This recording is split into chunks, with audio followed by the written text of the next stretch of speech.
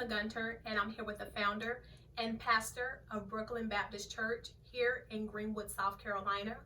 I introduce to you Reverend John Gunter. How you doing? Hi, how are you? Doing good. Doing good, great. So we are here today because there have been some questions amongst Christians in regards to how to keep their faith uplifted during the COVID-19 pandemic. So, Reverend Gunter, I have some questions for you since you are of wise counsel. Our first question, is our faith being tested? Yes, I would say our faith is being tested. But we must remember that God did not give us a spirit of fear, but love, power, and of a sound mind. Amen. We have to rely on the Word of God because basically the Bible is being fulfilled. Say that again. Yes, it's being fulfilled, and we have to. I use the word say just chill out, and I like that. yeah, chill out and keep trusting God because the Bible says God would not put no more on us that we couldn't bear. Amen. So anything that we put on ourselves during this COVID-19, this virus, we just have to just settle it with not on our mind but our heart, because the Bible says the issues of life come from the heart. So we just keep trusting God. God will see us through. This too shall pass. Amen to that. All right, amen to that. And our next question is, how should we as Christians prioritize our faith during this crisis? Well, we should prioritize our faith, like I said previously, is to keep trusting God. The Bible says walk by faith and not by sight. Yes. Even though this virus is a pandemic and it's escalating all over the world, so faith come by hearing, and that is hearing the word of God. So we have to understand that God is bigger than this COVID-19. Amen. Yeah, Amen. He's bigger than that. And what we can do is we can't, I would say, congregate to group. We got a certain number. The Bible says when 2 or 3 gather in His name, touch and agree, the Lord is in the midst. Amen. So we got to keep that in the forefront of our hearts and mind, even though we may not gather up in numbers. But when, like I say, just pray, read your Bible, and and just encourage one another. Amen. Okay. Because what is taking place, like I say, it's just God is reconstructing some things in our life, some things that we have taken for granted. Yes. We I do can. agree with that. It reminds me of a story of a man in his hometown, the place where he lived. He was. They sent a setting of don't water your grass because there was a drought was taking place and there was a shortage of water. And every day he'd go out and water his grass and he'll wash his car. The neighbors, they comes over and they would say, what are you doing? Say, you're not following the rules and regulations, the code of the city, and he would ignore. So one day he decided to get in his automobile and his truck rather, and he decided to ride out in the desert. And as he was driving, he had car trouble. He had pulled on the side of the road, and he couldn't get the car started. So finally, what he did was he said, "Oh man!" And he raised his hood on the car, and he saw where it was boiling over. Oh, wow. And the first thing that came to his mind was, "I need some water." And he looked around. There was no water in sight. Again, he was in a desert, and miles and miles. As he looked, he began to pray unto God. And substance, he was saying to the Lord, "Lord, I took things for granted. Here I'm out in this desert. My car needs water, but I need water too because I feel like I'm dehydrated." So from that point of view, as he was praying, about an hour later, there was someone was coming down the road, and they stopped by, and they said, "You need any help?" He said, "Yeah." He said, "Right now, my car running hot, and I'm thirsty." And they told him to get in the car, and they brought him back, and they had a rocket truck come in and tow his car in. And when he got back to his home, Mhm. he thought about it. He reflect. Here I didn't follow the rules and regulations, the code of the city. Mhm. We was in a drought, and here I'm wasting water. But I learned a lesson out in the desert, and what I learned is not to take things for granted.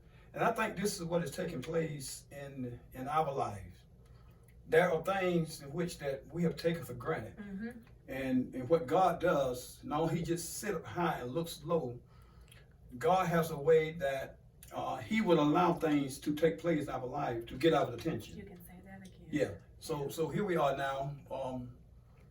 And I think basically we will get through this. We'll get through the pandemic, but we have to cultivate in our mind that with God all things are possible. Amen. And we have to just resettle things in our life, because again, time brings about change, and we have to be willing that when time brings about change, we got to be willing to say, okay, I cannot leave or delete God out of my everyday life or activities of life. That is correct. Yes. You're right. All right. Question. How do people keep their spirits high during the COVID-19 pandemic? Well, we can keep our spirit high. The Bible speaks about so many things come by the way of fasting and praying. Amen. By fasting and praying is seeking God's face and just stay encouraged. David said we can encourage ourselves. And that way, reading the Word of God, the 23rd Psalms, David said, the Lord is my shepherd, I shall not want, and we can, and I know we want God to move these things in our life, but God has a way that he moves in mysterious ways. The Bible says with all his ways past found out. Now we haven't mentioned anything about Satan, but we know Satan out to do three things: to steal, kill, and destroy. And this COVID-19 virus has destroyed many families, jobs. Yes. It killed many people in the world, not just here in the United States, but all over. So we have to be able to understand that it is a war that we're fighting. It's an indivisible war that we're fighting. We are saying that it's something indivisible. We can't see our enemy, but we do know he's there. Yes.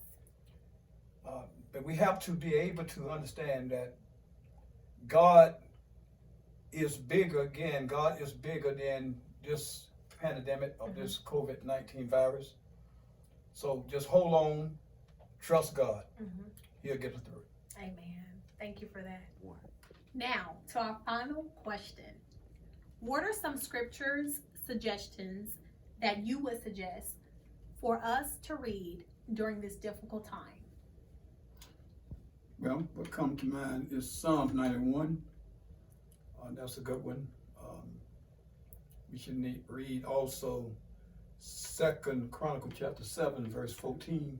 If my people that are called by my name shall humble themselves, pray, and seek my face, and turn from their wicked ways, then would I hear from heaven, and I will forgive their sin, and I'll heal their land.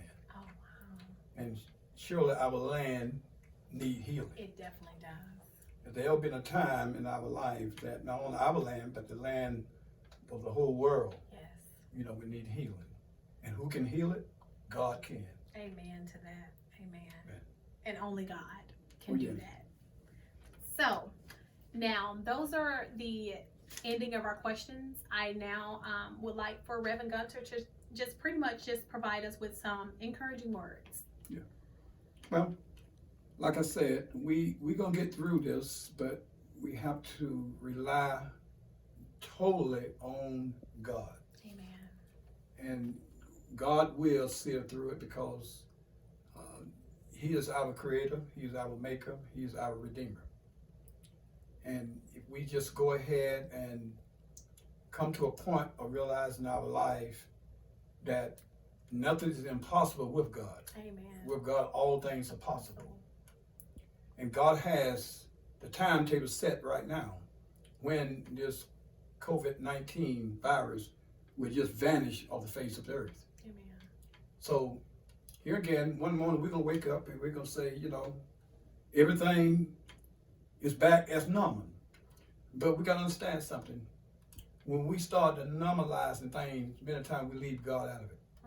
But if we keep God in the forefront of our life and follow him, and he will lead us, he will guide us, like David said, he will lead me beside the still waters. The waters now is running a course in our life through this virus. But we wash our hands. Amen. You know. Wash those hands, guys. Wash your hands. What say, about 20 seconds with hot water, soap, and we go forth and that's something I got to understand too. You're not touching your face. Yes. But you can touch your hands clean, but we have a tendency, you know, when our hands is not clean, is to touch our face. Yes. So and they're saying stay what? 3 feet? 6 feet. 6 feet from one another. So here we are. And we're going to keep on moving till we get 6 feet from one another. Thank you so much, everyone. But draw closer to God. Good. Thank you so much for tuning in. We hope that you have enjoyed our session as far as the questions that our viewers provided to us. Thank you to the viewers that submitted your questions. I would like to give a huge thank you to Reverend John Gunter for his time as well as sharing his wisdom with all of us today. Thank you to the viewers who provided their questions for Reverend Gunter to answer in regards to the COVID-19 pandemic. We do ask that you subscribe to his channel, Reverend John Gunter Ministries, at YouTube. Thank you.